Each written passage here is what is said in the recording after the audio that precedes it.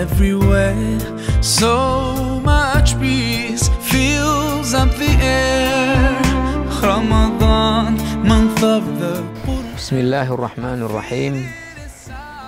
Alhamdulillah wassalatu wassalamu ala Rasulillah wa ala alihi wa sahbihi ajma'in. Kami keluarga besar Pesantren Modern Al-Manar.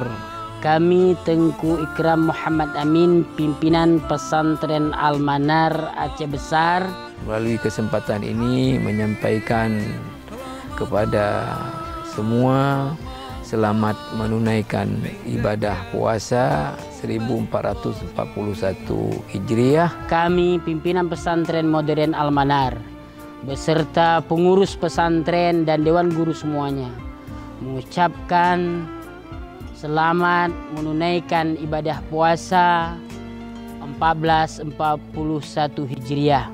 Mudah-mudahan Allah menerima dan melipat gandakan ibadah yang kita lakukan di bulan suci Ramadan, dan juga Allah mudah-mudahan merontokkan segala dosa yang kita lakukan, baik kita sengaja maupun tidak kita sengaja. Marhaban ya Ramadan.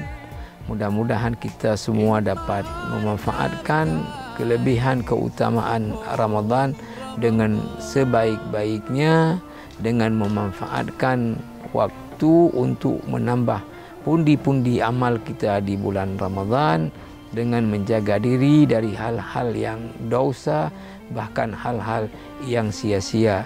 Mudah-mudahan kita ini menjadi orang-orang yang beruntung dengan bertemunya Ramadan dan tidak menjadi orang yang merugi ketika tidak mendapatkan keutamaan dan kelebihan Ramadan. Sekali lagi, selamat menjalankan ibadah puasa sehingga kita menjadi orang-orang yang bertakwa.